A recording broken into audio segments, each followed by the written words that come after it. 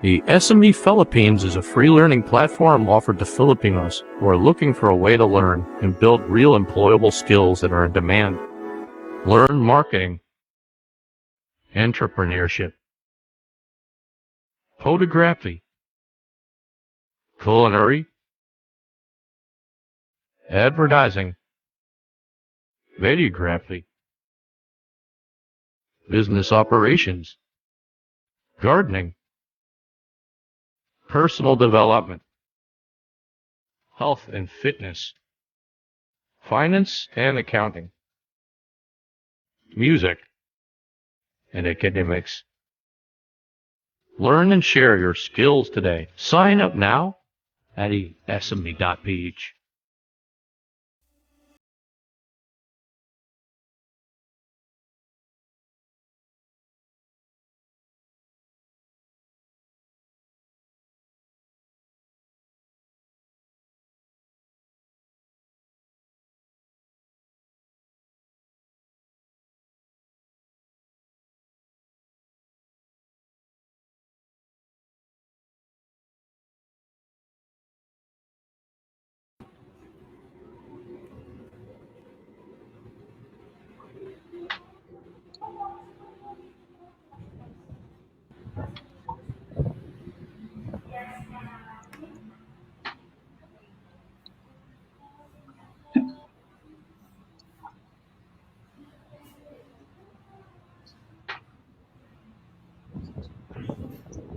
Hello! Hello everyone. Hi everyone, and hello and welcome to the Future of Women, Web and Work, a show that puts the spotlight on entrepreneurs and features lessons and insights from industry experts. Hello! This is a special collaboration with ESME Philippines and our very own private Facebook group called the Passionate and Empowered Women Entrepreneurs. Our mission is to mentor, champion, and foster women in business and to provide a platform for community building, support, and collaboration. My name is Sarah Fernandez, and I'm the founder of the Next Wave Consultancy. And as an eco-business consultant, I offer strategic advice, marketing services, the confidence and the motivation to sustainable SMEs wanting to launch or scale in Asia. So if you're tuning in live, type hashtag Team Live in the comment section if you're joining IRL in real time, and hashtag Team Replay if you didn't catch us. That's okay too, right? Yes, I love it. Okay, so hi everyone. Good afternoon. I hope you're having a good weekend. For those of you who are tuning in from anywhere in the world, I'm not sure what time is it now anywhere in the world, but yeah, if you are here in the Philippines, it's already 5:30 p.m. and it's time again for the Future of Women, Web and Work.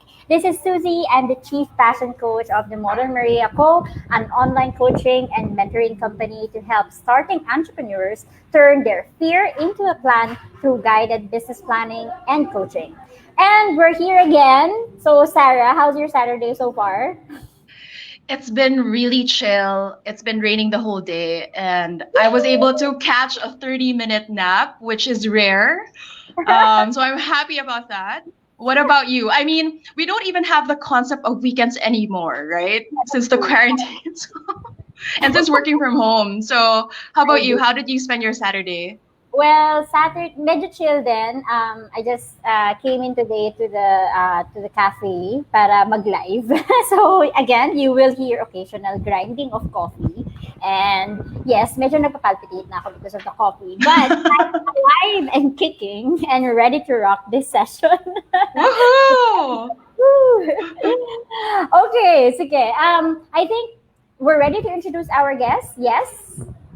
Very excited to actually meet him because I sort of had a little background, pero parang more of reading lang and people getting into life coaching over the last 10 years nga. But I'm really excited to learn about today's topic. Yes, for sure. Ako din, super excited because he turned out to be one of the friends of my professor back in the university, and Okay. I learned about it when we were doing parang the one-on-one before this session. But yeah, just to give you a brief background about the topic for today, so we're going to talk about success. So very simple word, and I think I've mentioned this on one of my pages before na parang success is a very common word, but I don't think it's being asked enough in a genuine way. Like, hindi siya normal on a small talk na parang, uy, what's the meaning of success for you? Diba? We always ask it among ourselves, like entrepreneurs, or when we go to this kind of interviews. Don't you agree? Parang hindi siya common na ina-ask to some friends or to acquaintances. But we just do it on this kind of things na parang we ask this to the people who we think that who have made it. So for me, it's like this is a good conversation to talk about success because we try to normalize it, to genuinely ask what is success for you, and I think that opens up a whole new insight. And when you listen to someone talk about success, it really inspires you as well. So feeling ko, we need to normalize this, and that's why we have this kind of venue to talk about this kind of stuff. So for today's guest, we are having so one of he's a salesman by profession. He works passionately as a life coach, business consultant, and motivational speaker by passion. And he believes on these three words: enhance, empower, and encourage.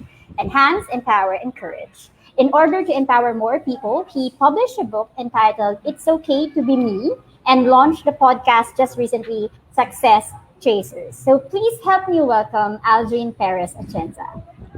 Hi, good afternoon, good morning, and good day to you guys. Thank you very much again for having me here in your platform. Really, it is an honor.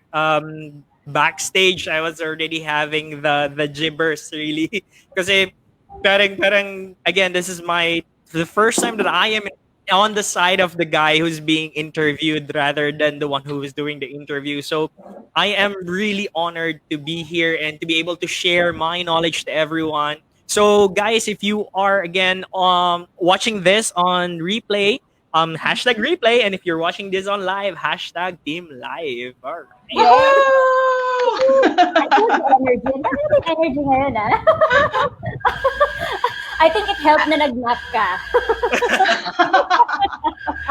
Actually, si Robert Paredes, your professor, ay, tama ba? No. He's Si my your classmate, actually. Oh, okay. So he said sending shout out to all of you guys. Break a leg, Aldrin. Thank you. Shout out to you, Robert. Oo, kasi Robert was the guest last week. So we talked about personal finance and financial literacy. And he referred Aldrin to guest this week. So, yay! Thank you so much for tuning in, Robert. Thank you. Actually, Aldrin, I stalk your Facebook page, your YouTube page, everything, your podcast. There is this one quote that you posted on your page that really resonated with me. It was, quote, "The best project you'll ever work on is yourself." So parang for me, your self-improvement is the best investment ever. So I can't wait to hear your journey in the world of life coaching kasi parang alam ko parang dakilang hustler ka din like si Suzie. And I'm sure our viewers are curious to know how this may benefit them, how a regular employee or an entrepreneur might benefit from a coaching session with you. So if you guys have questions for Aldrin, don't be shy to ask in the comments. Yes, Awesome. please. And yeah, I love that dakilang hustler or multi-passionate entrepreneur. Pwede ba yun? Oo, sabi ni Tita Marie Forleo. Correct, diba? So I know that you've been busy with a lot of things, Aldrin, but let's start off with your current career, or not the current career, but your past career, or before you became an author, became an author / consultant / life coach. So ano yung mga ginawa mo before training for NLP and writing a book? All right. for that one, actually, it is a very long journey. To share to you guys, to those who are listening, I am actually, sabi nga nila, ano to, dating bayani or bagong bayani. Kasi I used to be an overseas Filipino worker. Back in 2010, I went to Taiwan to take up my master's there as a student scholars. Actually, shout out to all the Filipino scholars in Taiwan. There are actually a lot there. And what happened was that I after I graduated from my masters, I stayed there for work. Kasi sabi ko, I wanted to try and see how is the working experience there. Kasi there's always that mentality that whenever you got to work outside of the country, you have to you have to take the best out of that opportunity. So I said like, okay, Absolutely. so let's try and find a job here. And the journey was tough. Because at the end of I actually found a job. I was working as an area sales manager for a manufacturing company for plastic machineries. But what happened was that there is that slight discrimination, if I may say, towards Filipinos. Kasi nandoon pa rin naman yung idea that when you are a Filipino, they always see you as a blue-collared worker. So when I was there, even though I was working partly in sales, it's hard for you to really climb up the ladder because of so many factors. Of course, there's the language, the culture, and after that, I decided around 2016, I decided that I wanted to go back home to the Philippines. So, yon, I decided to come back home. Sabi ko, I wanted to, maybe I could just open a business. I could be a trader. So, what happened was that I talked with my company prior to coming back to the Philippines, and I told them that maybe I could assist you. Maybe I could be your middleman in sending machineries here. I'll take care of them and everything like that. However, being that passionate guy, just came back from working outside of the country, I never expected the difficulties of coming here and adapting again to another kind of culture. I mean, a quarter of my life I was there in another country. So when I came back to the Philippines, there was a huge struggle. It was a huge struggle kasi there's always adapting to new culture, like nasanay ka, like yung dealing with the safety is also a factor. It was very safe in Taiwan. When I came here, nandiyan yung ingat ka kasi yung gamit mo, you have to be very careful and stuff like that. And then dealing with business, you know, in Taiwan, very people there are very straightforward. Now, pagdating dito sa Right. Philippines, it's very different. You have to really work May around. ligawan. Yes, exactly. You have to do the ligawan process. You have to understand how they are, how they deal with their own business and stuff like that. So to cut the story short, what happened was that I ended up going actually in if I may say to the to the listeners out there, that I actually went bankrupt. That's Okay. yeah. I actually went technically talaga rock bottom. And then what happened was that Yeah. at that time, sabi ko, I really have to do something with my life. And that's when I got the chance to teach at a university. So kung mapapansin nyo talaga yung sinabi kanina na I'm a hustler, technically I've been all over. I've been all over the place.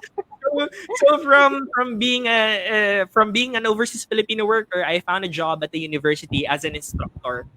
However, again with my journey, I found another wall again. Kaya talagang laban lang. What happened was that as an instructor, especially in the year 2017, it was a struggle. Bakit?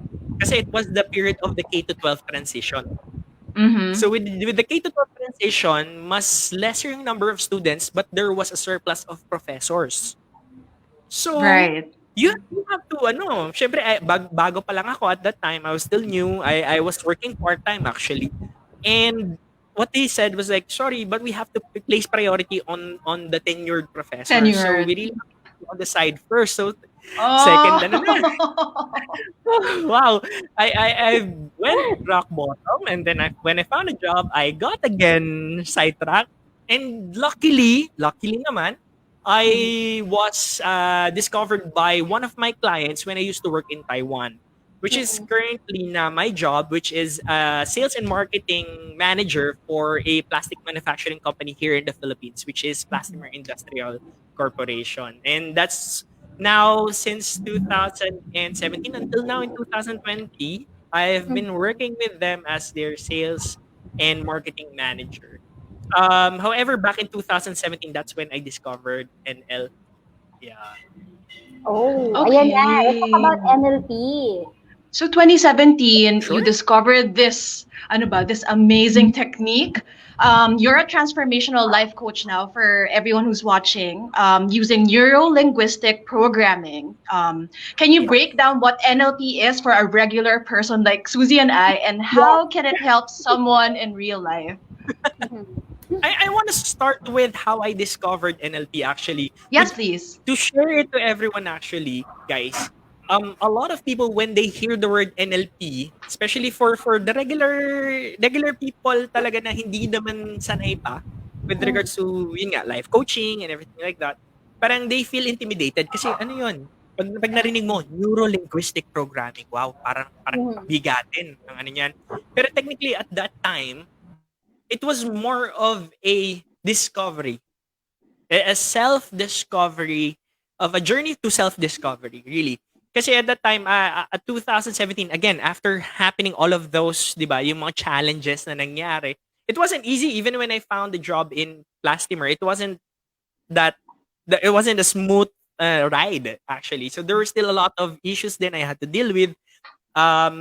So what happened was I got really stressed. And I was talking with my health coach, and at that time, the co-founder of NLP Manila, shout out to Doc Noel Silan. He was there, and he was talking to my health coach about NLP. And at that time, they were talking about discovering your personality. And at that time, medyo natutuwa na ako makinig yung mga ganyan. It's very interesting to hear about, uy, personality tests. Ano ba ang personality ko? Ano ba yung mga ano ko? Sino All I ba know- ako?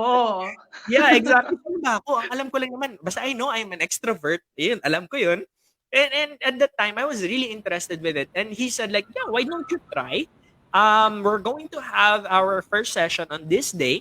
And why don't you try it? Why don't you try and take up NLP?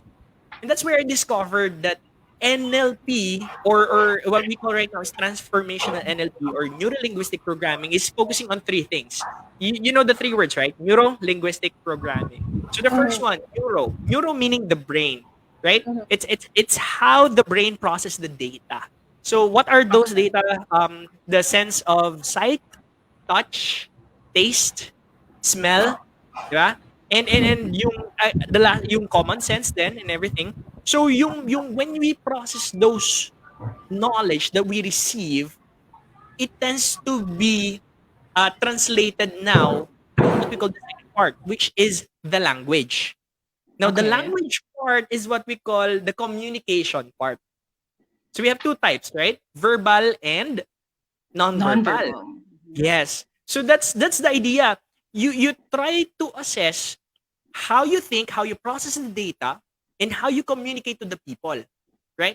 But the programming part is it tries to modify how you try to communicate with other people. Kasi what happened is that, mansinin nyo to, a lot of people, pag tayo ay nag-aaya kumain, di ba? Out of goodwill. Kumain ka na? Pero pag nasasabihan ko na, oy, ang hilig ng Pinoy ng ganon. Honestly, I think, actually, I've noticed ang Pinoy, we're not, I can't say we're not good communicators, but we're really not. Yung parang sa sobrang pinaikli na yung thought, yung parang yung pagkahaba-habang thought process mo, parang pinaiksi mo sa, yun nga, kumain ka na? Baba-baba? I think also because our language is highly high context. So you can interpret it in so many ways. And Yes. hindi tayo direct to the point. And we know that. Exactly. Aldrin was saying that you have to adjust to the culture because in Taiwan or in other Western countries, they're more straightforward. But for Filipinos, parang nahihiya tayo mag-no. You know, it's for us, it's rude, diba? Yes. Yung mga gustong... Ang daming assumptions. Yes, exactly. And that's why it's Correct. also very open for interpretation. Of people would Yes. say na galit ka, pero hindi naman talaga. Diba? Correct. So, have different meanings. Or vice versa. Yeah. Galit na pala. Galing na pala yun eh, no? Hindi lang nila alam. And yun lang. And that's how you get to connect it with yun, like what we do in coaching. Kasi you can use it to direct yourself in order for you to program yourself to reach your goal. Okay. Kasi let me share one thing that I used to share with people that do coaching with me. And I always tell them, words are powerful. I agree. Always remember that. Words are powerful. Because always remember that whatever you process in your mouth will eventually repeat it over time. And it will eventually be true. That's true. Can I show you guys something? I think it's No. it's here. Oh? Uy, wag yan. Ano ba yan? Ipakita mo. So if you see this, it's a torn page from my notebook from 2013. It contains like an affirmation and prayer. Wow. And what I've found out is parang if you're doing affirmations like parang I not yung parang diba I'm powerful, I am whole, I am whatever. Parang there is power in how you say it. Kaya parang you have to feel what you say. And parang there's also a power there's also power in touch, like even touching or writing your thoughts, diba? So anyway, I brought it up because it's brought me to New York, it's brought me to Europe, like just by doing this. Without even knowing how, diba? Do you do that, Aldrin? When you advise or when you do the life coaching, do you ask them to write down their thoughts or their dreams? Is it part of the program? Yes, one of the things that they teach us in the NLP is what we call timeline coaching. So that's just one type of coaching. There are multiple types of coaching. There's an empty chair, but there's timeline coaching. One of the most common is timeline coaching. So just a quick lang with everyone, if you're listening, usually what we do is we try to imagine. Okay, you guys too, Suzie and Sarah, if you want. So usually what you try to do is you try to imagine. If you close your eyes, you try to imagine who you want to be. Let's say in 3 months. No, let's try after the pandemic. 2000. Kailan yun? 2022? Wala yun. Hindi natin It has to be now. Okay. So imagine yourself in 2021, January, COVID-free, and you imagine yourself, diba? You imagine yourself how you are, how you look, right? Just that, how you look, where you are, those are important factors, right? So once you have imagined it, you see yourself, how is her facial expression? Is she smiling? Ako ba yun? Is she satisfied? Is she empowered? You try to imagine yourself, all right?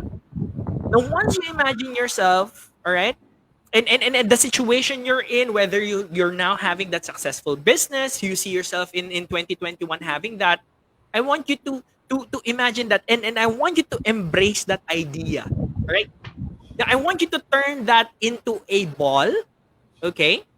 And I want you to put that in your hands. Clasp it in your hands. Okay? Hold it first in your hands, like really tight. Okay? And slowly, I want you to go back to now in October 3, 2020 at 5:50 p.m. And I want you to open your eyes. Just hold lang muna that ball. Okay? And I want you to open your eyes now. Okay? I'm gonna ask Suzie first. Suzie, how did you feel when you saw yourself on 2021? Can you share what did you feel? I feel so excited. Okay. Could I share like what happened? Sure. That would be great. Kasi one of my biggest dreams is to really travel around the world. So I can imagine myself somewhere else. I mean, I still love Philippines. Okay, I'm gonna come back here, but I saw myself like traveling everywhere and working.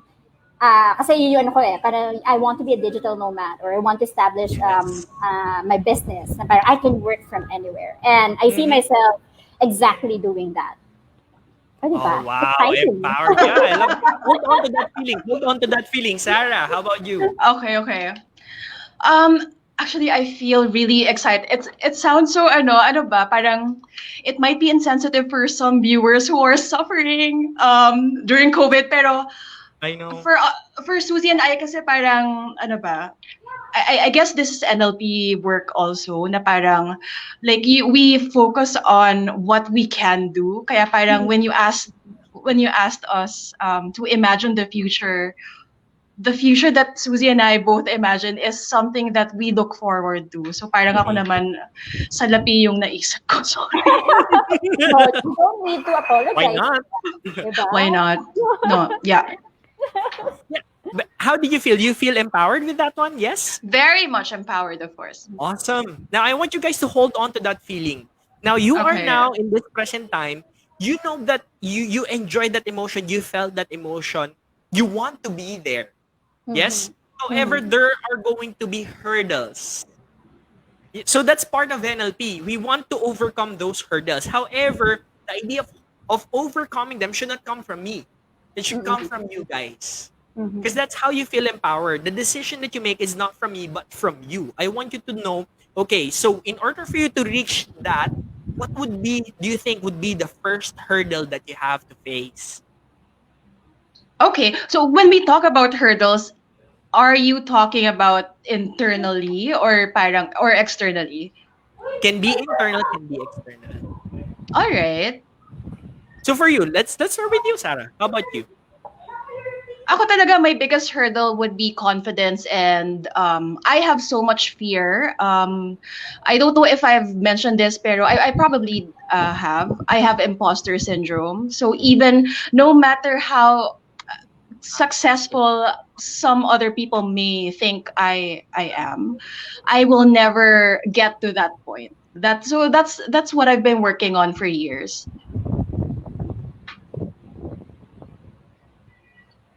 May comment ba si Aldrin? Oo nga.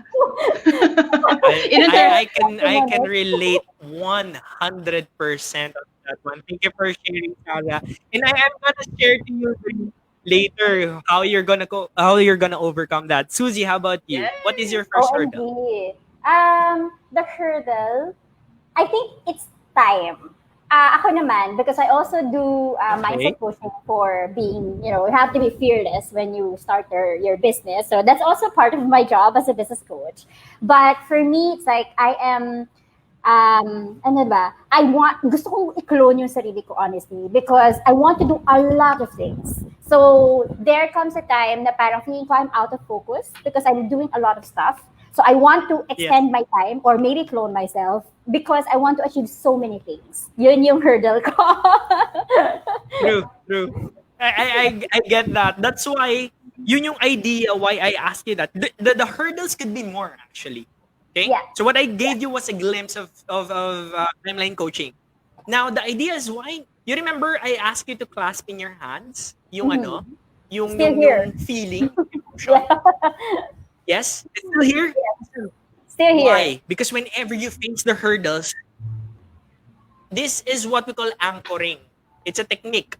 In order for you to remind yourself whenever you feel na for example, for Sarah, you're facing the imposter syndrome, you're lacking confidence, you remind yourself of the feeling that when you look at yourself, you imagine yourself in 2021, that's who I'm gonna be. When I felt that emotion, the feeling of lacking in confidence, it will be. Yeah. It's not technically. It will help you.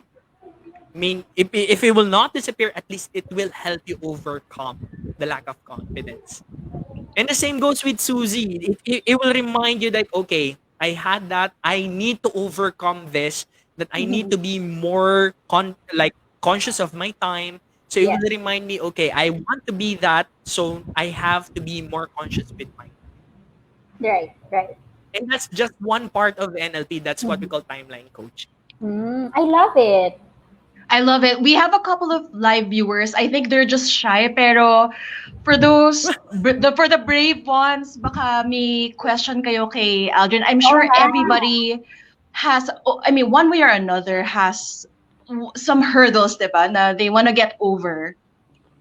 So you mentioned kanina yung like people, leaders, bosses can take up NLP coaching so they can improve themselves, diba? So no, it's for everybody. What I've noticed is the people that I work with na I really admire, they are really good with nonverbal cues. So people who are sensitive enough to pick up on those, they communicate better because they know how to listen. So therefore, they know how to Right. motivate and empower you. And you learn this and so much more in NLP. Is that correct? Whether or not you want to Yes. be a life coach or not. Mhm. Yes. Because that's the idea. Again, it's called transformational coaching. So more than the life coaching is also the byproduct of what you do in NLP. But it's also a journey of self-discovery. So what happens is that you get to become more in tune with how you observe things. Again, the neuro part, that's where most people are having problems. The neuro part and on Okay. how they tend to receive a lot of data. Why? Because again, not every people are multi-sensual, if I may say. I think that's the proper term for it. Which means like some people they're more visual, Yes. some Agree. people they're more listening, right? Or Mhm. some people they're more of doing action or kinesthetic, right? So the problem is that not a lot of especially of those leaders have that level of understanding that different people have different levels of communication and of understanding. So Hmm. NLP teaches you to become more observant. Okay. So Is even that the in, for advice? example, yes, Sorry. sorry, Is go that go. the is that the same advice you'd give to a Filipino entrepreneur? Because you've mentioned nga na parang it's a challenge for us culturally yung the how we communicate. And not everybody goes to MBA and business schools. So parang the people some people or majority of us go into business and to negotiations without the knowledge of how to um communicate well. Mhm. Realistically speaking kasi, a lot of our, especially for the SMEs right now, they are still not, I think in the bigger companies, they are already using um, behavioral coaching or like for example, they're putting it in the HR department now. There's actually, they aren't called human resource department now. They're called people and culture departments now. There's a different term now. It's not human resources anymore. But in smaller businesses, the problem is they feel like they don't have the luxury to do it. Kasi ano yun eh, mabilisan. Ika nga. Yun yung nangyayari. However, whenever I told them that you have to learn how to adapt because the new employees right now, they're not the same employees as we used to have before na pagbabanat ng buto is a normal thing, right? There's been a change in how the people are now. I mean, you've seen before. I don't know if you're familiar with it, but you've seen that trend that if your company has a bidet, the more that you will likely have them working in your company. So yung change in That's true, it's oo nga. Nakita ko yung meme na yun, 'di ba? yes. So parang ngayon, the market is changing. I mean, the people you're trying to hire are changing. Yeah. Kung They love ikaw the ay bidet. 'di ba, hindi ka magbabago, mahihirapan ka din. Mm. Yeah. Okay, this is a two-pronged question. Sure. Um, you work with everybody, siguro, leaders and non-leaders. What's the challenging part of doing coaching, transformational coaching? And what's the fulfilling part for you? Like, if you can tell us your unforgettable stories and your favorite clients without, mentioning their names. Sure. Without mentioning their names. Um, I think it's more of kasi with the business leaders, I get to influence them so that I know that I can give a better working experience for the people. Pero for me, I find more value with the regular people, especially for the youth. It has always been my mission to create a positive visible impact in the lives of the youth. So most of the people na talagang ina-assist ko or I'm trying to give out transformational life coaching is to the youth or yung mga young professionals natin, mga yuppies. Kasi especially right now, there's been a growing cases of suicide with regards to the COVID pandemic. Oh, And yes. Oo. yes, and it's really alarming. And Mm. most of them are young people. Mm. And ang one of the things that really helped me a lot was to overcome then one I hope that he's listening right now. He used to be a student of mine and he Mm. went through a lot, especially this year. Mm. Ito pa lang itong 2020. Mm. Um he went through the journey of having so much expectations from his parents, from his peers, his family. And as young as he is, na working and studying at the same time, felt so much pressure in his life. Okay. And for a man, honestly speaking, it's really hard for a man to express extreme emotions of, yung alam mo yun, yung feelings of stress of ano, because of our culture, machismo culture in the Philippines na, hindi, kailangan matatag ka, kailangan ano ka, hindi, kaya-kaya mo yan harapin. But the thing is that, they need to communicate. So they had to learn how to communicate and observe their own emotions. And then that's where I helped him try to discover that the people around him are just communicating their own emotions towards him in different ways. You just have to learn how to interpret it to help you, not to see it as an attack on you. And Okay. to see him now, especially I'd like to share that kasi what happened is that it was really a tough year for him because his father died this year pa. Mm. So, Mm. parang talaga napuno talaga. And just to see him fighting right now and knowing that he will overcome all of his struggles, given this tough year, is already, I feel like the biggest parang more than the monetary benefit that could be given.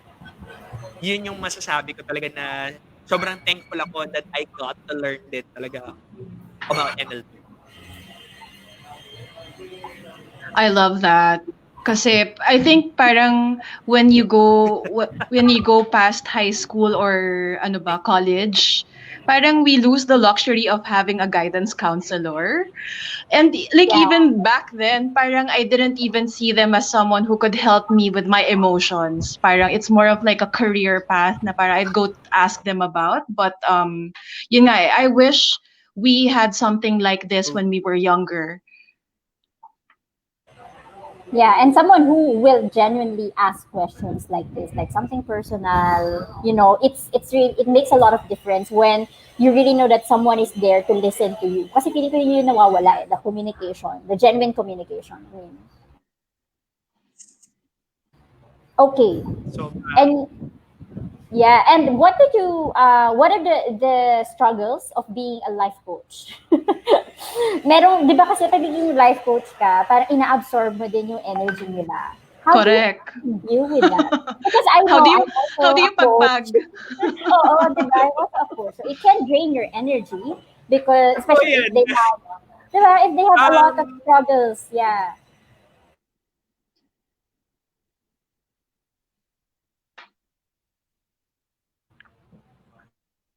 one of the things na I could say, kasi yun yung isa na sinabi sa akin nung yung pinaka teacher namin, again by Doc Noel, was that you have to be prepared. You have to be prepared. Kasi you'll never know what you're gonna uncover. You have to prepare your heart. You have to prepare your mind. Kasi you can never when you're doing transformational life coaching, you have to understand that you can never be too emotional then. Kasi again, this is not about me, the coach. It's about you, the person who is trying to transform your life. It's about you. So what happens is that if you feel you're getting so much emotional, you have to control it. And the times that I do it is that one is breathing exercises are really important. You have to keep on reminding yourself that it is not about the speaker, it's not about the coach, but about who you're coaching. Lagi. It's for their benefit. If you are going to think it's gonna be for the coach, somewhere down the road you are going to have a hard time kasi you're going to be affected by what's happening. Okay? And another thing that I get to remind then is that yung one of my favorite quotes, which is when the why is clear, the how is easy. I always remind myself of that quote because it reminds me of what I'm doing. So hindi ako nadederail. Yun yung importante eh. Kailangan talaga hindi ka ma-derail dun sa process na ginagawa mo. Otherwise, kapag na-derail ka, yun, madadala ka na ng emotions mo. And what I'm trying to say is, you don't have to be a robot. Yun naman yung ano doon. You don't have to be a robot, but you have to be objective. Again, because if you're not objective, you will not be able to give the 100% benefit for your clients or coaches. Right. Yeah, I just need to say this really quickly kasi yun nga, parang going back to being an entrepreneur or if you're a leader of a company, no matter if it's big or small, objectivity is very important. You can't let your emotions be the one to control you making big or small decisions. And I've seen so many Can I ask a leaders question? make Is mistakes. it, am I Yeah. okay? Am I delayed or ano? I'm okay? We're good? Yeah, you're good now. Yeah. Now you have a delay, but we're just gonna keep going. It's okay. We'll keep going. Go ahead, Sarah. Yeah. No, I was just gonna say that kasi yun nga, parang I noticed over the decade that I've been working in corporate na parang they hear something, they hear a comment and they take it personally. Na parang no, like yun nga, parang that's why I like working with with people from different culture kasi parang we learn how to communicate in a very straightforward manner. Na parang you don't take whatever comment personally. It's you take it as it is.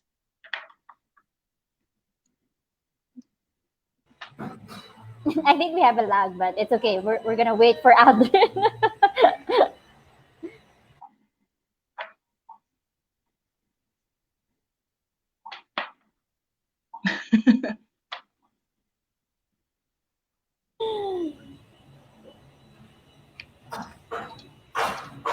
Dance break.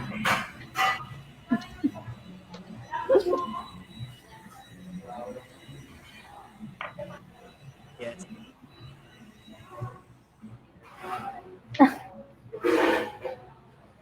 Okay.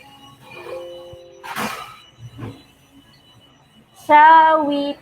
Well, I think he's still listening, but yeah, we're gonna proceed anyway. Yeah, let's talk about the book that you've written. I'm sure this It's the okay. Can yung isa rin na gusto kong i-share then to one thing I want to share to everyone then, by the way, with regards dun sa shinare ni Sarah.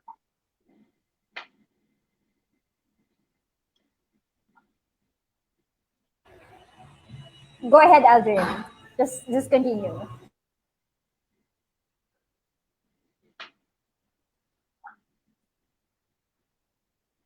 Yeah, sorry guys. I think this is more than a 5-second delay. So we're communicating with Aldrin backstage. But yeah, is it okay now?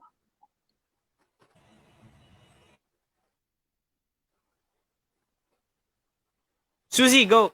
Yeah, go, Suzie. Okay, I'm gonna go. Okay, sige. Yeah, so we have let's talk about the book. Sorry to cut you off. Yeah, no. But- We're good. Go, Suzie. We're good? Go, Suzie. Okay, sige. We're talking about the book. So you've written nawala si Aldrin. I think it's just, he's gonna come back anyway. So, Sarah, what were you saying about, hindi, wait. Na may lag ba ako? Or No, you're good. Okay, I'm good. Sige, are we just gonna wait for Aldrin? Sige, let's wait for Aldrin because we're going to talk about the book anyway. But I agree with you with what you've said. Um, yeah, yun yes. Just like what we mentioned earlier, I think the Filipino culture is the Filipino culture is basically very different. Nung nasa corporate pa ako, we also have a specific training for communications because we wanted the Filipino to be more low context and more straightforward. Diba? Even just a meeting, as simple as someone asked, do you have any questions? And Filipinos would always be silent instead of saying, I have no question or I have a question. This is very subject to a lot of interpretations. Do they Why is understand that? what I'm saying? No, people understand. I think parang it's more of why are we so shy to speak up? Parang what happened in our childhood or in school siguro na parang siguro if we spoke out palagi in school, parang pinapagalitan ba tayo ng teacher natin? That's why parang now that we're more afraid to talk. Yeah. Welcome back, Aldrin. Aldrin, are you there? Oo nga, malakas daw yung ulan sa Manila. Is it? Oh, nawala na ulit siya. Anyway, we're just gonna continue with the discussion. And yeah, I wish we have a psychologist here to to give some insights about that. But definitely, when you look at the culture, it's really hard to change. Just like what you said, it came from childhood. Para, di ba, kapag nakikipag-usap ka sa matanda at sumagot ka, kahit na yung sagot mo is with respect, still it's taken as rude kasi mas bata ka. Yung mga ganong bagay. So, maraming aspect of the culture that we really need to change. Di ba, meron tayong toxic Filipino culture. So, yung nakikita ko din yung mga memes na yun on Facebook, but it's something that we want to change, hopefully, not gradually, kasi it takes generations to change a culture. Do you agree, Aldrin? Aldrin is back. Oh, yes. Thank you so much. I heard that one, by the way. Yes, I do believe na there is that yung generational culture na kailangan i-overcome natin as Filipinos talaga. I think there's still that strong power distance in the Filipino culture. Yes, power distance. I love na it. Kailangan na, yes, some people really have to recognize that if there's so much power distance in a company, they really have to find a way in order for that to close in. Kasi yun nga ang importante again is communication. If there's not much communication happening, there weren't going to be much progress.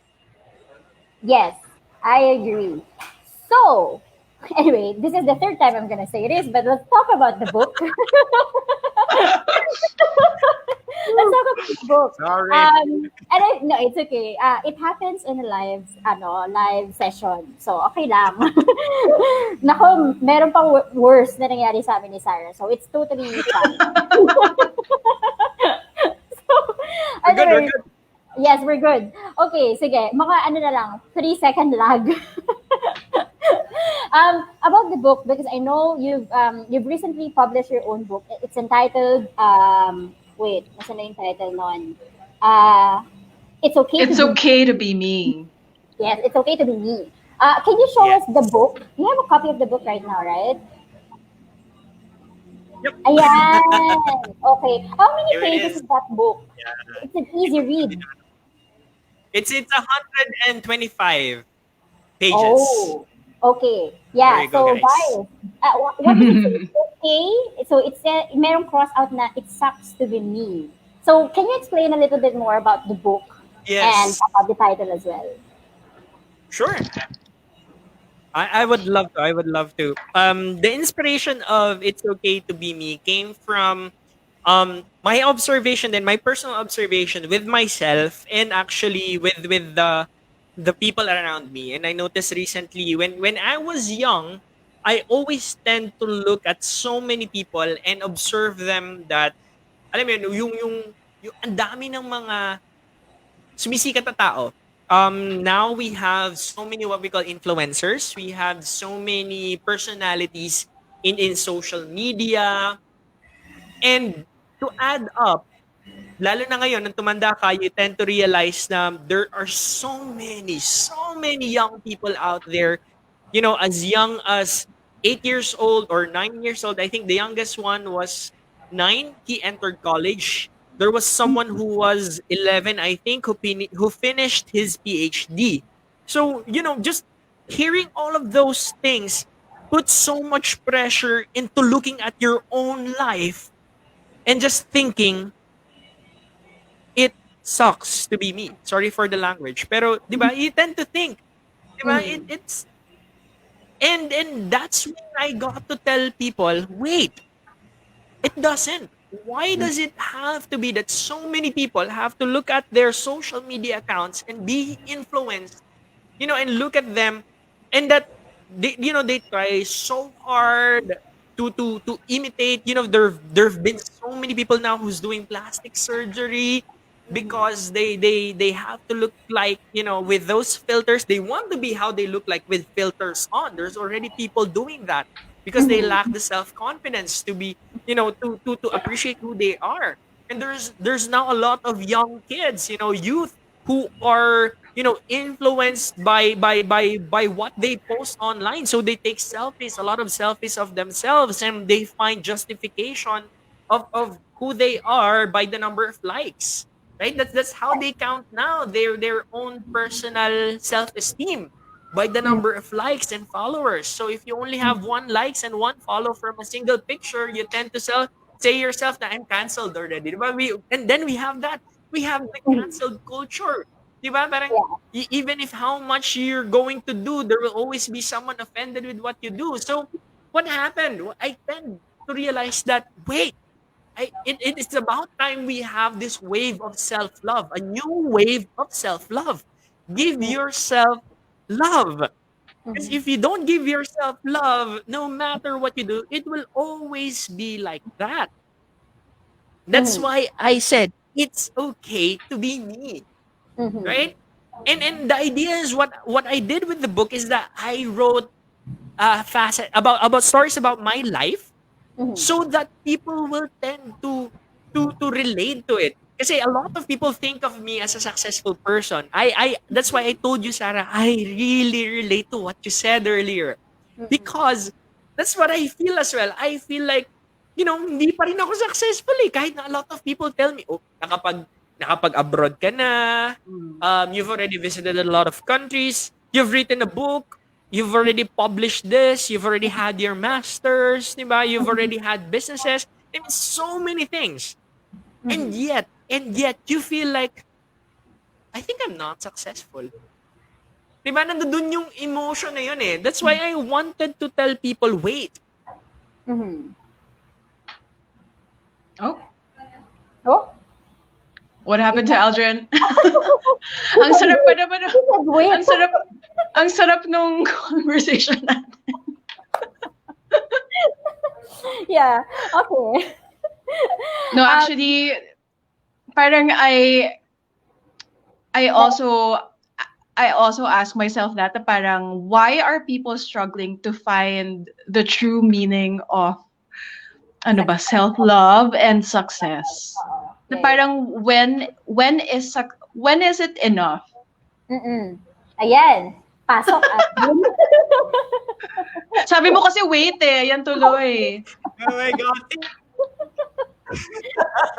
Thank you so much for all those that in live right now when they're watching us. Thank you so much for being patient.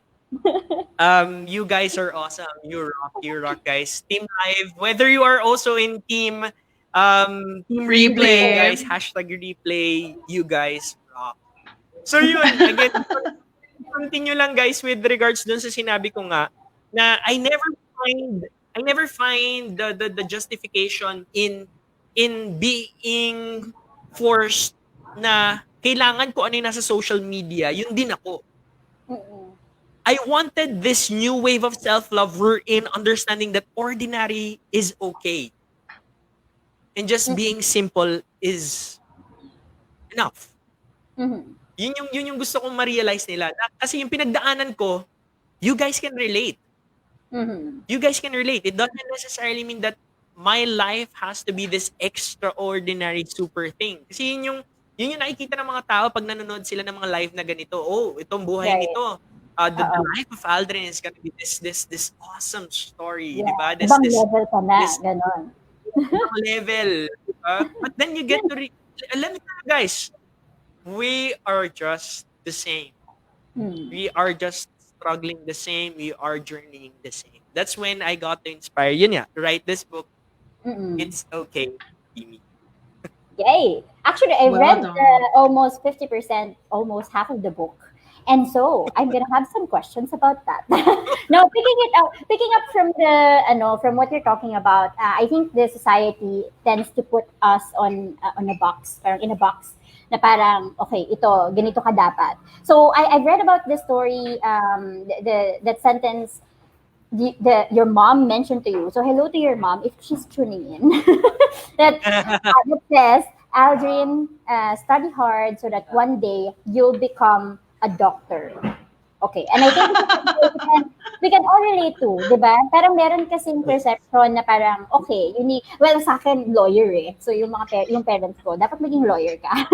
So study hard so you can become a lawyer. And at some point, we know that this phrase or this sentence has been mentioned to us by one of our parents, no? So how do you, as a life coach, relating to what you're doing as a life coach, have you experienced advising someone about this particular issue and, what happened? Thank you so much for that question. And honestly speaking, I just want to tell you guys, everyone first, to answer that part. The funny thing is that I actually took that by heart when I was a kid. Pero what happened was that I got to realize, takot pala ako sa dugo. Nasugatan ako, parang nasugatan ako whenever I see blood, dugo. Bigla na lang nalalantutay. And I got to realize that it's just like, what? It wasn't really for me. And that's when I got to tell these people, especially the youth right now who are being, placed inside the box na dapat maging ganito ka, dapat maging ganito ang gawin mo. I always tell them that this is your journey. Your life, your decisions, you have to take into consideration. Yun lang yun. You have to take into consideration the suggestions of your parents. Yes? I'm sorry, can you say that again?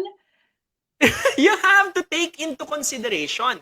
But remember, this is your journey. Merong violent reaction. Because Kasi I one thing though. I love your reaction on that one. Kasi naniniwala pa rin ako doon sa kasabihan na papunta ka na, pabalik pa lang. Papunta ka pa lang, pabalik na kami. Kasi everything that they share, everything that they're trying to tell you, to advise you, is always out of love. It's just that our generation of parents just don't know how to translate that. Yun nga, again, that's why NLP helped me a lot in order for me to communicate properly. Kasi for me, my parent telling me na mag-aral ka lang mabuti kasi gusto ko maging doktor ka, because it's her way of telling me na I want you to study hard, I love you, and I know that, I want the best for you in your life. Because that's the thing, your parents would understand that what they wanted to do is just to give the best out of, just to give the best for you. So, taking their decisions into consideration. But then again, this is your life. At the end of the day, when the time comes, diba, in life, only death is permanent. Sad to say, diba? But the thing is that at least now you know that in your decisions in life, you have this path that you have to push through. Why? Because at the end of the day, you have to live your life. Yes, Sarah, do you agree? So Sarah, you have to take your parents' thoughts into consideration. Hindi ko nga tinik kaya tuloy naiba yung path ko. What's your thought on that, Sarah? yung thoughts ko, madami. Kasi parang I've realized we should never blame our parents for how they how they are with us, kasi parang that's generational generation long conditioning for them. So whatever they are with us, parang I will never parang say it's wrong or right. So parang yun nga, sabi ni Aldrin, it's love. So parang ako, ang dami ko sinaway sa kanila. They want me to be an engineer. They want me to go into the academe, which, I'm a creative person. Like, I don't like math. So sinaway ko sila. So parang, I think ako yung perfect example na parang just follow, yun nga, parang respect your parents. Never say anything bad about them. But also parang find a way for you to, to tell them na parang, this is me. I think I will be more, I can fully express myself if I do this. Mm. Yun lang. May lag lang si Aldrin, but he's gonna react on that. Pagalitan ako ni Aldrin.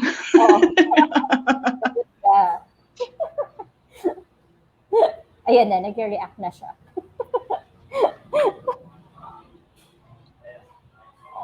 Oh, Sarah is gone. Oh. Nag-walk out. Did you hear?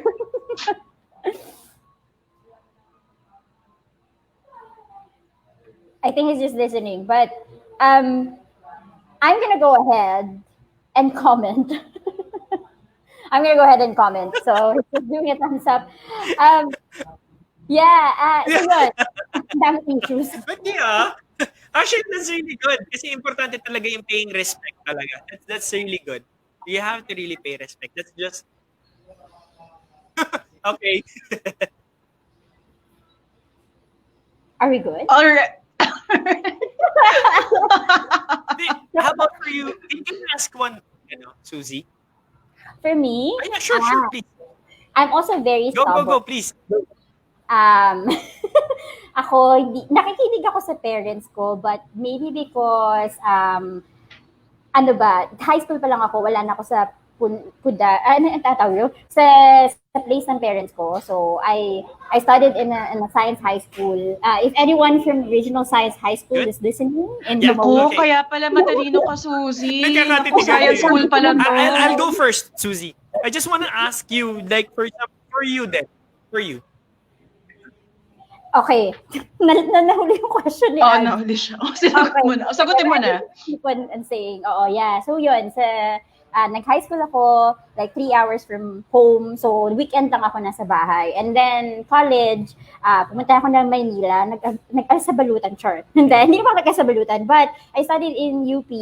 So, nung nag-UP Diliman na ako, wala, kailan na lang mga once or twice na lang ako umuwi sa bahay. So, medyo mas independent, very independent talaga ako. That's nice. I decided to, kasi I'm also with my parents, but my goal is to be very independent with them, kasi dito, hindi kami mayaman. So I really have to work hard. Back in college, I was doing tutoring sa mga kids, ganyan, para magkaroon ako ng extra money. I applied for scholarships as well. So they trust me with a lot of things, especially with the decision on shifting from one course to another. Kasi dati film and audiovisual communication, that was my first course. First choice. And then I shifted out, and then I decided to take up business administration. Na ngayon nag-make sense na because I'm a business coach. Right. Maybe because of the long history of independence. That's why they know I'm very stubborn with my dreams. Yun lang. Parang they trust me with a lot of things. So I didn't have to, I consider their opinion, but just, they know that I know what I'm doing because from all of these experiences. Exactly. Uy, on time na ba si Aldrin?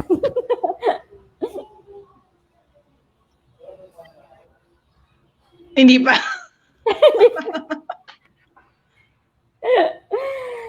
Ay, nako, but that's okay.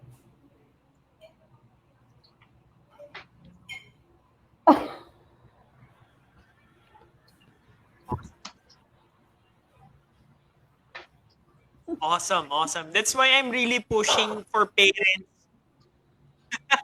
Yeah. And that's why I wanted to ano lang, I wanted to push parents then to ano, to really learn then to find ways to learn on how to number one, communicate with their kids and also to ano, in order for them to be more observant. Yun yung gusto kong i-ano rin sa kanila. They have to be more observant. They have to be more open to communicate.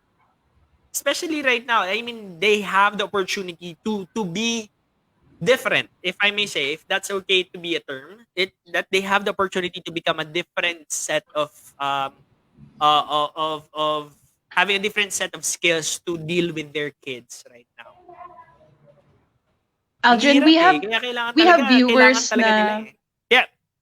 we might have viewers na our age na parang starting a family or already have kids. What's the best advice for young parents na parang how do they encourage their children to be themselves at an early age? I love that question kasi my parents married young. My mom was 18 and my dad was 23 when they got married. Bata pa sila na nagpakasal sila. Kaya whenever people see us together, me, my mom, my dad, my sister, my elder sister, ang tingin nila lagi sa amin, magbabarkada lang. That's how they were with us. Kasi nga, they said that they wanted to appreciate the fact that they wanted to be open with us and us open to them.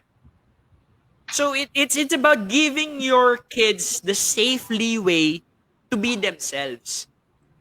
It's understandable that you want to protect your kids. It's your, sabi nga nila, it's your natural instinct, animalistic instinct natin yan. Even during the Jurassic times, built-in na yan sa tao that they have to protect their younglings. Because they want to survive yung generations nila. So they have to protect their kids. So naturally for us, dapat i-consider din natin, am I being too overprotective? Or I am being protective enough so I can give them the leeway to understand themselves? How do you do that? Number one, dealing with problems by themselves. That is very important. A lot of parents tend to, if I may say, overprotect in that way. Kasi kapag merong problema ang isang bata, hindi natin siya like, especially pag nadapa. Whenever a child fell down, got yung nagkasugat, typical reaction of a Filipino parent, of an Asian parent, if I may say, an Asian parent right now, is like, oh, bebe, yung mo, nasugatan ikaw? Saan? Tara, pupunasan natin, ganito, nasaktan ikaw, sakit. Diba? That's the typical reaction. Diba? We tend to give them the baby talk. So, what they tend to do is they have to feel like, diba? They tend to feel so emotional kasi you're giving them emotion. Now, what to do? Do we have to be more strict? Do we have to be more parang paano ba pakitahan natin sila military culture? Hindi ganon. What I'm trying to say is that you just have to give them the leeway to like stand up by themselves. Right? That's very important. Nasaktan ka? Okay ka lang. Tayo ka. Sige, pagpagan natin. Okay na? Go! Go na, takbo ka na ulit. Okay lang yan. You're ready to go. Diba? Dun meron Kaya ang nangyayari, kids now don't know how to handle their own problems because we fix the problem for them. Ang mahirap niyan until they are old already, sometimes, it's okay to call your parents every now and then, pero pag alam mo na kaya mo naman, and you tend, na naging natural instinct na din yon na tawagan, kasi hindi mo alam kung paano mo i-handle yung problem.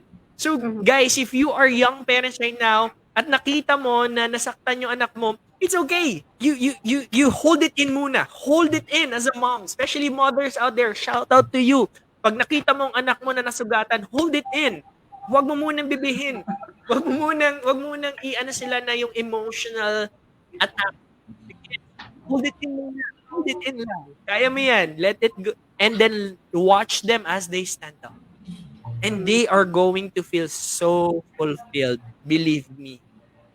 Throwing it to you guys. Sarah and Suzie. As a future mom, trust lang. Yes, manifesting.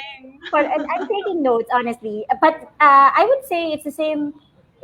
I think that's what happened to me because my parents allowed me to choose whatever I want, and they trusted me na alam naman nila na gusto ko, kung ano yung mga gusto ko is para sa ikabubuti ko. Then it allowed me to grow further. So to develop. Wala na naman si Aldrin. So yeah, I definitely agree with that. And that totally shout out to all the moms listening there because I know guilty yung nanay ko sa ganito dahil nakikita ko siyang kung ginagawa niya yon sa mga apo niya na parang yun know, may pagka-spoon feeding literally as in sinusubuan. Wow. Yeah. Tapos sabi ko, parang hindi mo pwedeng gawin yun all the time. So you have to teach them how to do it by themselves. And especially pag lumaki na sila, they will be lost. Kasi hindi sila magkakaroon ng sariling view on things because you're always there and they will always be comforted by the fact that you are there to make decisions for them. So I think that's very valuable and that's very insightful to talk about that. Sarah. Oh, I think a lot of my... Hi, welcome back, Aldrin. I'm back. In real time na ba to? Yep. In real time. Yeah. I believe it's in real time. Ako parang we were just talking about insights on the advice that you have given our viewers who might be moms. Ako, sa akin lang, parang, I think most of my friends think that because I'm an only child, I grew up an only child, they think that I'm spoiled. But I really am not. To the point na I'm really too independent. Mm-hmm. So parang, kunyari, problems with school, they never, actually, yun nga, siguro kaya hindi ako nakapag-UP kasi hindi ako tinuruan. Grabe ka naman. As in parang they just let me na parang, okay, sino yung pinakamatalino mong kaklase? So, sila yung best friends ko. And parang I think they were strategic in that way. So parang I hung out with kids who are smarter than me. Doon ako natuto. And yun nga, wala kong, hindi lahat na hinand over na sa akin. Mm-hmm. Mm-hmm. Go. Yeah. Good job, yeah. Good job to our parents, no? Yes, shout out. Papanoorin ko ng nanay ko mamaya. Actually, Aldrin, speaking of... Yes, hi to your mom also, which we will talk about then later. Suzie, or do you want to jump into Mommy's Kitchen?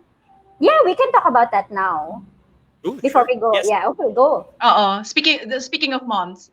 Yeah, speaking of moms, so you are doing you are the consultant right now of Mommy's Kitchen, which you just opened recently. So what is Mommy's Kitchen? What do you do exactly for them? Because I know you also have parang you have an MBA, of course. You're very valuable to that. So what are you doing exactly for your mom-in-law's kitchen? Just to give everyone a quick background then of Mommy's Kitchen. Actually, the kitchen itself used to be, the place used to be a business, a bar actually. It used to be a bar. However, with regards to the pandemic, bawal ang inuman. So it's a given already. And there were one of the few businesses talaga na naapektuhan with regards with the pandemic. So at that time, nahirapan na talaga kasi yung impact ng stress of paying rents, I felt that. Kasi I myself lost a business due to pandemic. Mm-hmm. So yung frustration ko na nagsara yung negosyo ko, I told myself that no, I will not let actually, she's my mother-in-law. Yung Mommy's Kitchen, she's my mother-in-law. So parang ko na, no, I will not let her business go down the drain. Number one, kasi lagot ka. Yes. Ko, sabi nga sa akin ng fiancé ko, my wife to be soon. Yes. Yes. ikaw na ang tunay na anak, hindi na ako. so what happened was that I told myself na we need to re-strategize. Hindi kasi the place is very strategic.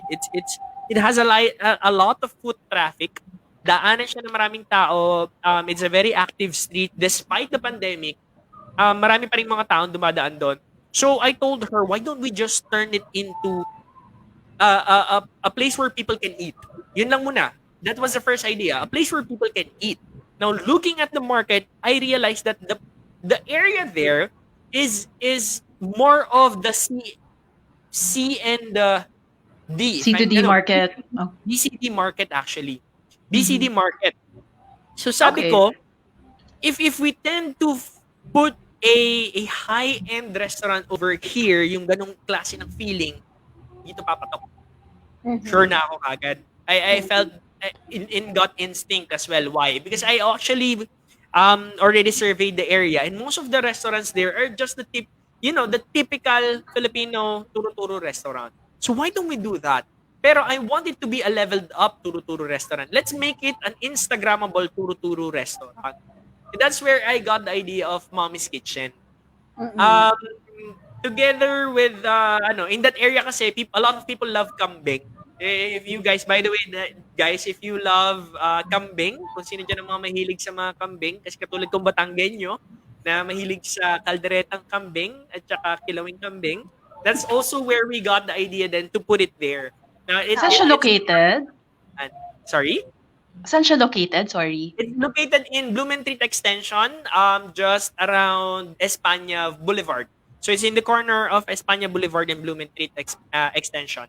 Guys, alam niyo na kung saan kayo mag-take out ng lunch. Yeah. It's really awesome kasi a lot of people have fears of eating kambing. I don't know if you guys have the same, if you have the fear of eating kambing. I don't have a fear, pero meron akong alagang kambing nung bata ko. So hindi ko, they are my pets. Yun na. Baka matakot yung kambing mo, pero kasi yung kambing, it's really delicious. Especially if it is cooked in a right way. I love to cook. That's why I'm pretty sure na you're going to love your pet more. I don't think so, but yes, for those of you who are interested, please do check out the Mommy's Kitchen. But when did you open? So right now it's operational, tama? Yes, it's operational right now. We're pushing for 2020 na for the Grab.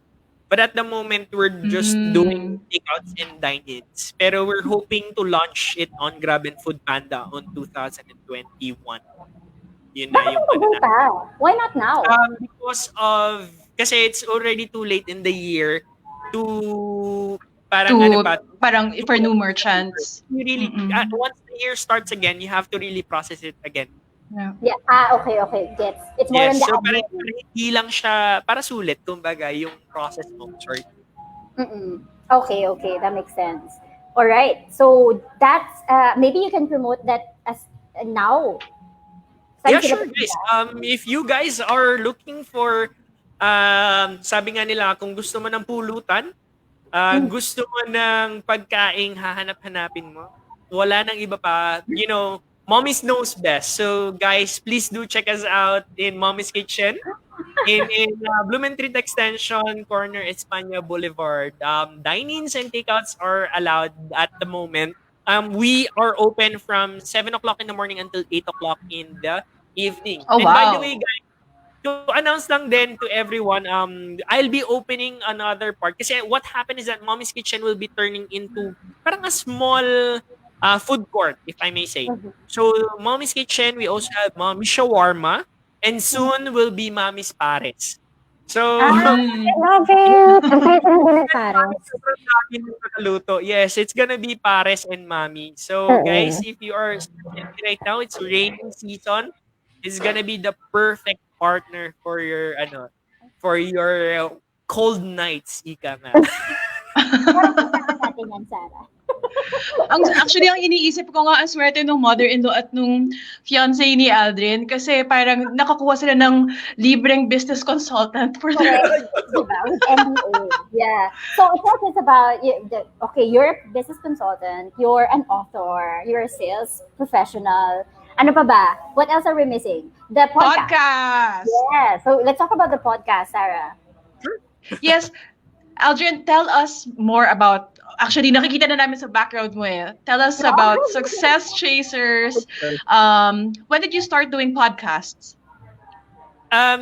Shout out to people who are listening already. Again, check us out on Spotify, Success Chasers.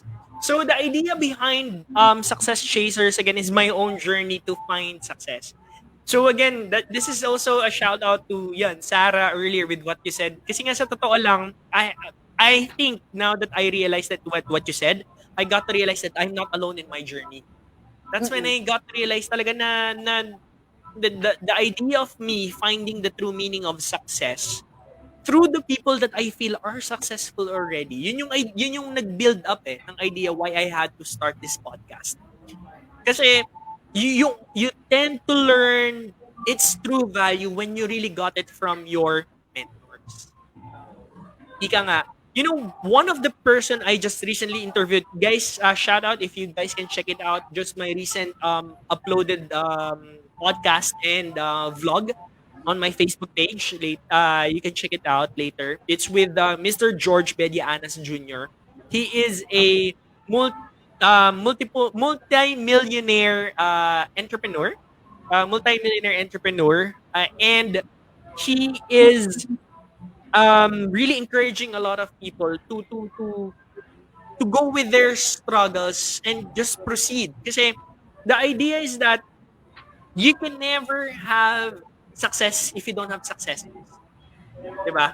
So, yun yung gusto ko ma-realize na this podcast is parang giving me the opportunity to become a successor to all of these successful people. I have to hindi man lower myself down, but just lower down my pride. Yun yung mahirap na you lalo na pag if you are like, sorry again, because I'm a talker, I love talking, I love sharing stories. So it's hard for me to listen. That's one thing. But with this, I got to listen na. And then hearing these people, that knowing that these are successful people who's been there, that's when I got to realize that, I can learn more because of them. Right. So yeah, please do check it out. It's on YouTube and on Spotify, Aldrin? Yes. Okay. Yes. Perfect. Yeah. So now we're talking about success. And we haven't defined it yet. So we've been talking about it for more than an hour already. Just a brief discussion on it. But what is success for you? So do you feel, you mentioned earlier that you don't feel as successful as what people perceive it, to be. So what is success for you, and what would you advise to a person who's chasing success? Okay. The first one, with regards to definition of success, sabi nga nila that I think for every people who are doing motivational talks and public speaking, that's a lifelong question already that is going to be asked. Lagi ka nilang tatangin. So what is success for you? And what I got to realize with the people that I've been interviewing then in my own personal discovery is that success is simple. It's just contentment. That I love that. That getting whatever you had in life, whether it's something with a lot of monetary value or just your journey. It's all about contentment. So if you are contented in life, you're gonna be successful. That already is success. Let me tell you one thing. Let's say you are a parent, a tricycle driver, and for a lot of people might think that mag-aral ka na mabuti para hindi ka maging katulad niya na tricycle driver. Diba? A lot of people might give that to their advice to their kids, mag-aral ka na mabuti para hindi katulad nila, ganun. But then you got to realize, this tricycle driver probably have already nakapag-graduate siya ng mga anak niya, he's living a good life. He is okay as he is living as a good husband, a good father to his kids, and he feels that he is successful, right? That in itself already defines or should define what success is in our life. That we should see the value of contentment. Be contented with if you are not contented, your journey will never end. Yun yung isang bagay na talagang nag-define sa akin right now.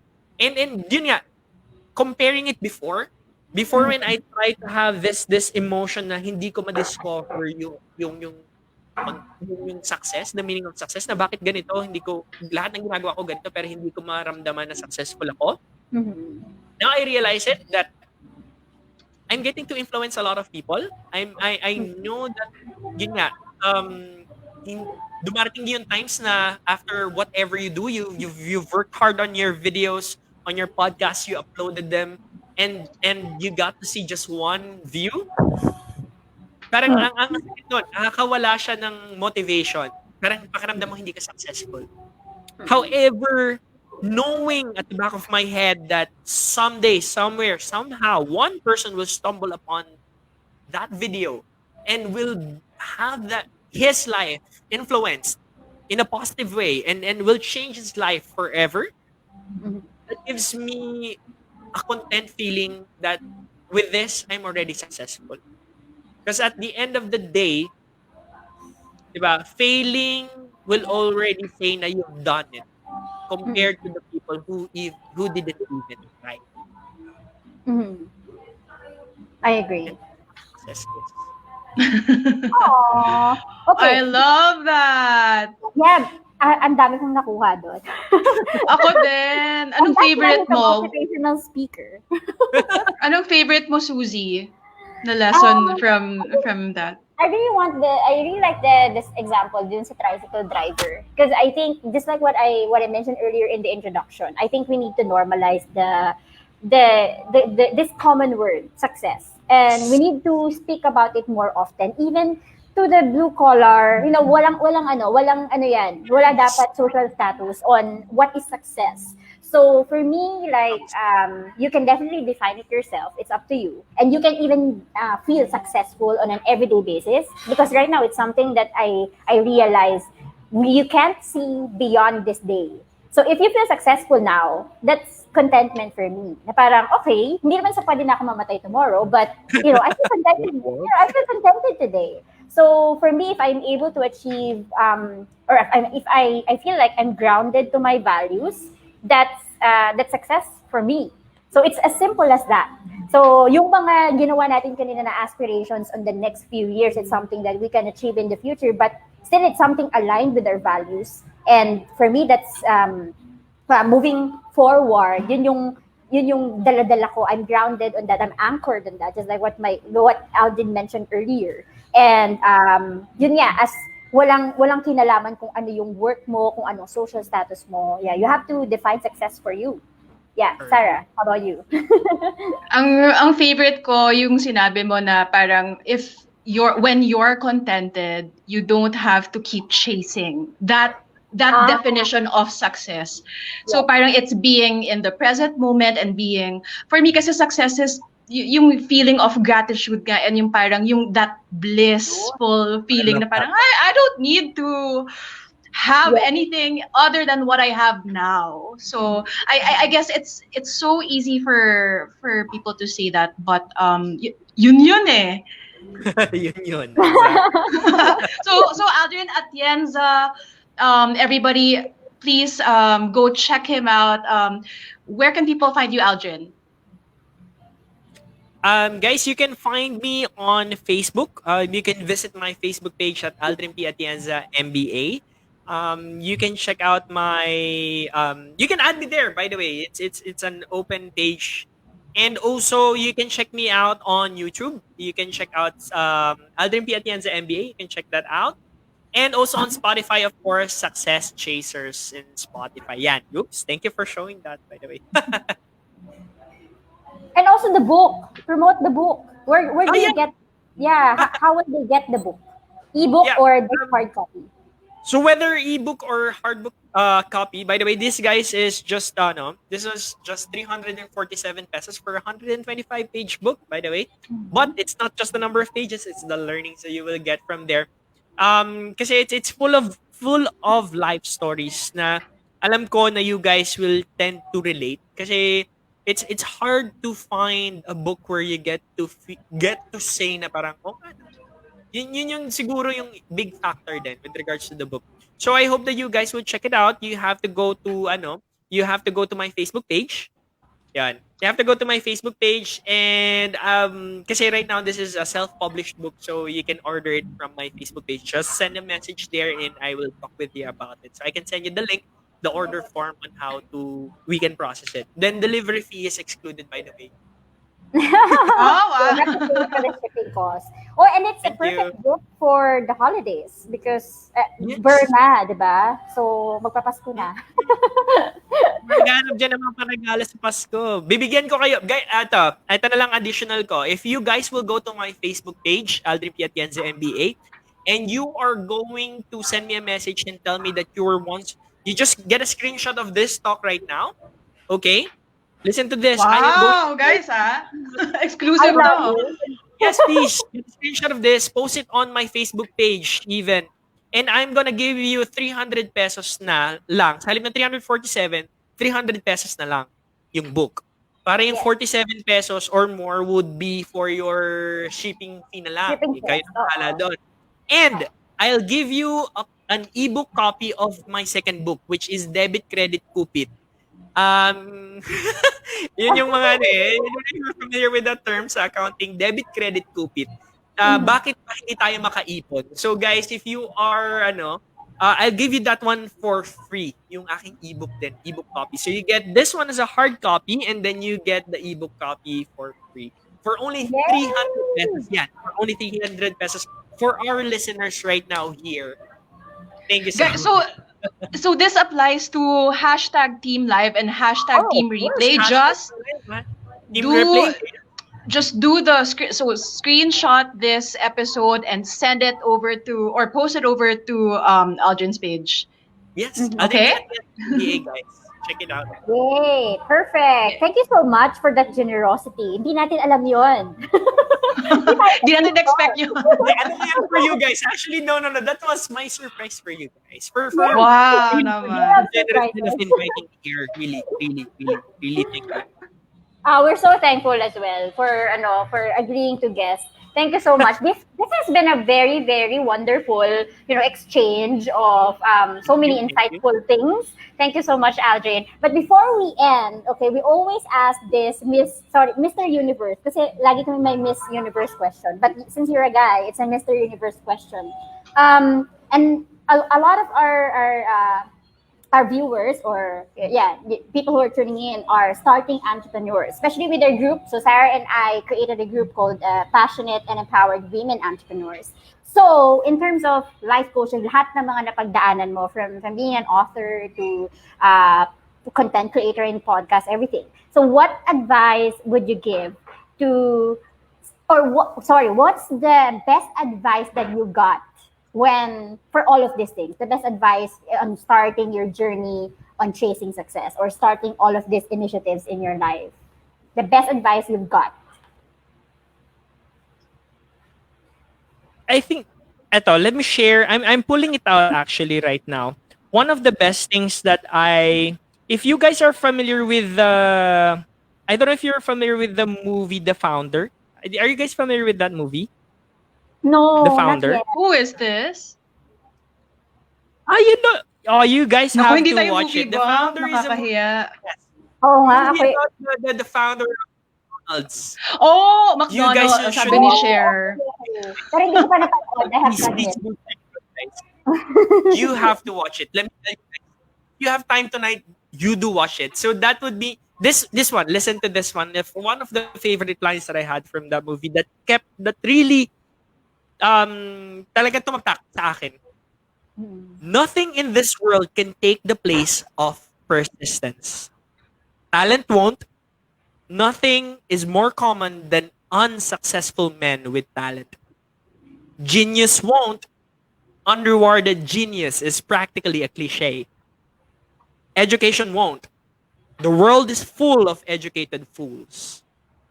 Persistence and determination alone are all powerful. The reason why I told you that is because at the end of the day,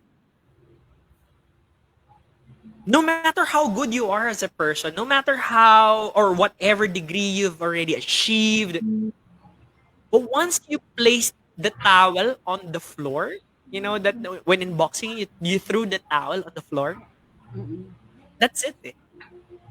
That's the end. Mhm. That's giving up. Mhm.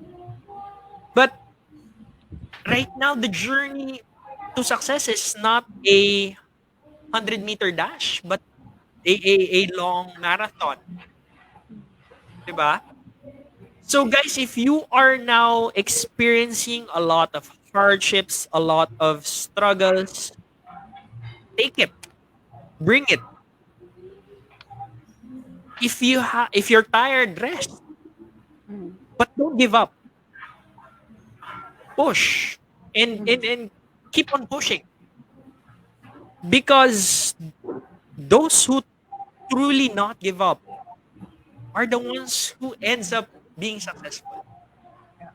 Everyone you think, but if you have an excuse telling yourself that no, because we have different circumstances, let me tell you, people of the same circumstances have already overcame that and became successful. Diba? So Mhm. push it. Don't stop. For whatever dream you have, you push it. Because once you threw the towel, that's when you know that you've already given up. So don't. All right.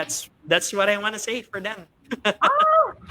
Thank you for Well those powerful said. words. Oh my God. Ako din parang, okay, sige, I'm listening. Alam mo, actually, nagulat ako. Akala ko naglalag na naman ako. Kaya, Hindi. Inabsorb that. Correct. I mean, that's why we have this kind of venue because honestly, even though we're also coaches, diba, we still get that we still need that energy from other person, and that those powerful words are moving us and keep on inspiring us to move forward with our dreams, diba, Sarah? Thank you. Hindi, gusto ko sana sabihin kanina kaso nga lang parang nawala ka yata sa stream kanina, Aldrin. Pero yung when we were talking about imposter syndrome and parang kasi tayong tatlo we put ourselves in the public eye. So parang it takes so much guts to do this live streaming, the podcasts and yung simpleng FB live lang. Pero I don't remember where I got this, pero parang once you teach kasi you learn twice. So Yeah, that's what I always think of when I feel scared of, just putting myself out there. So I love everything I've learned from you guys tonight. Aw, thank you so much, Aldrin, you. for all the insights and the powerful words. And I'm sure it's not just about NLP, but I think you have a gift, diba? Even me, I'm being moved by all this stuff. So again, if you want to find Aldrin, you can find him on his social media pages, Aldrin Atienza, MBA. Ayun. Yeah, I won't forget the MBA. So I feel bad that I have to speak after those powerful words, but we have to promote as well. So thank you so much, everyone, for tuning in. But before we end, we will just promote. Please join us in powerful tuloy, empowered and empowered. Empowered women entrepreneurs. Na-guilty ako after that. Please join us. You can find us on Facebook. So you can easily find us on Facebook. Just click join and we'll approve you. And also I'm starting the fourth batch of START program. So it's a business planning program with one-on-one coaching. We will be starting on October 10. And I'm inviting you to join the next batch. I already had like 13 mentees before. And if you want to work with me on a business idea, so please feel free. We welcome any crazy ideas. So yeah, you need to overcome your fear and do it and push, just like what Aldrin said. Sarah. Yes, this has been Sarah, and my co-host Suzie. Like my page, it's ano ba, / the next wave co on Facebook, and follow me on IG. It's at the next wave co. Thank you so much, Suzie, and thank you so much, Aldrin Atienza, MBA. We'll see you again next week, everybody. Have a Thank great you, weekend. everyone. Have a great weekend. Bye bye. Thank you. Thank you.